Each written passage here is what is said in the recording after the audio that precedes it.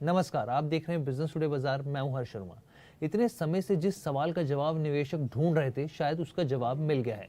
सवाल क्या है ये मैं आपको बताऊंगा, लेकिन पहले कुछ आंकड़े आपके सामने रखना चाहता हूं। बीएससी स्मॉल कैप के एक हफ्ते का अगर आप रिटर्न देखें तो ये -1.19% है। अगर निफ्टी मिड कैप की बात की जाए तो एक हफ्ते का रिटर्न कितना है? -1.11%।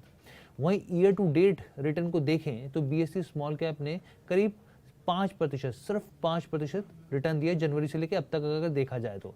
निफ्टी मिड कैप की बात की जाए तो इसने भी सिर्फ 4% रिटर्न दिया है। अब आप सोचिए, एक साल में मिड कैप और स्मॉल कैप ने 65% रिटर्न दिए थे, और अब स्थिति किस तरीके की हो गई है। यहाँ पे 28 फरवरी को मिड कैप और स्मॉल कैप दोनों इंडेक्सेस में करीब 2-2% की गिरावट कहीं, या फिर इंडेक्स जो है टूट गए 2%। अब यहाँ पर दो जरूरी सवाल हैं। पहला ये कि मिड और स्मॉल कैप में गिरावट क्यों आई है, और क्या मिड और स्मॉल कैप में तेजी जो है ये क्या बुलबुला है, क्वेश्चन मार्क। यहाँ पर ये दोनों जरूरी सवाल हैं।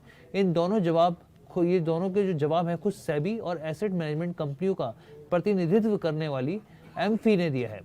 तो क्या उनके जवाब है, आइए जानते हैं। तो सबसे पहले सेबी ने क्या कहा? स्मॉल कैप और मिड कैप फंड्स में निवेश से जुड़े जोखिमों को लेकर शेयर बाजार के रेगुलेटर सेबी ने म्यूचुअल फंड से कहा है कि वो इन फंड्स में निवेश से जुड़े जोखिमों को लेकर निवेशकों को ज्यादा से ज्यादा जानकारियां उपलब्ध कराएं। यानी निवेशकों को ज्यादा से ज्यादा जानकारियां पहले से ज्यादा मुहैया कराने का सेबी ने यहाँ पर कहा है।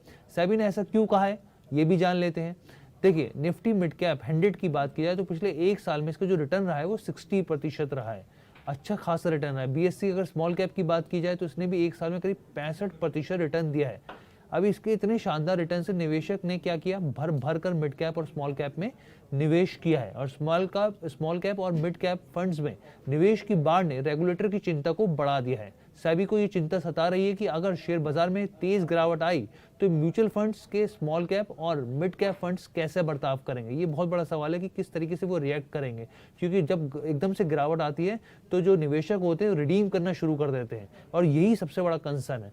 Security exchange board of India ने ऐसे फंड्स की ओर से कराए गए स्ट्रेस टेस्ट की भी समीक्षा की है। यानी कि जो सेबी ने फंड्स के जरिए स्ट्रेस टेस्ट भी करवाया है। सेबी ने म्यूचुअल फंड से पूछा कि ऐसे हालात में बड़े रिडेम्पशन के अनुरोध आने पर उसे पूरा करने के लिए कितना समय लगेगा। देखिए, जो मैं बात कह रहा था वही सेबी ने यहाँ पे बोली है कि अगर गिरावट आती है तो रिडेम्पशन को लेकर क्या प्लान है, यहाँ पर ये चीज पूछी जा रही है। इन फंड से आउटफ्लो होने पर पोर्टफोलियो की वैल्यू पर उसका क्या असर पड़ेगा, और फंड्स कितना कैश और लिक्विड फंड्स होल्ड करते हैं जिससे आउटफ्लो को पूरा किया जा सके। ऊपर से एएमएफआई ने, यहाँ पर एमफी की बात की जाए तो उन्होंने एसेट मैनेजमेंट कंपनियों को स्मॉल कैप और मिड कैप इन्वेस्टमेंट को नुकसान से बचाने के लिए पॉलिसी तैयार करने के लिए कहा है। तो यहाँ पर पॉलिसी तैयार करने के लिए भी कहा गया है। यहाँ पर इस बारे में एमफी ने एसेट मैनेजमेंट कंपनियों को एक लेटर लिखा है। लेटर में लिखा गया है कि मिड और स्मॉल कैप में बुलबुला बना है, निवेशकों के हित में ऐसी पॉलिसी बनाई जानी चाहिए। साथ में उन्होंने कहा है कि पॉलिसी का मकसद सिर्फ इनफ्लो पर यानी कि जिस तरीके से निवेश बढ़ रहा है उस पर अंकुश लगाना नहीं है, और ना ही पोर्टफोलियो को रीबैलेंसिंग करना होना चाहिए।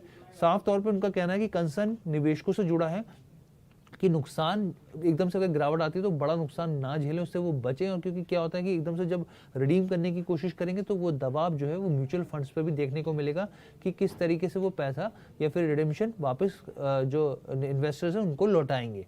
तो ये कंसर्न था, और इसी का असर आज यहाँ पर मिड कैप और स्मॉल कैप में भी देखने को मिला है। तो कैसी लगी आपको ये वीडियो, आप हमें कमेंट करके जरूर बताइएगा। बिजनेस टुडे बाजार के साथ जुड़ने के लिए आपका बहुत बहुत धन्यवाद।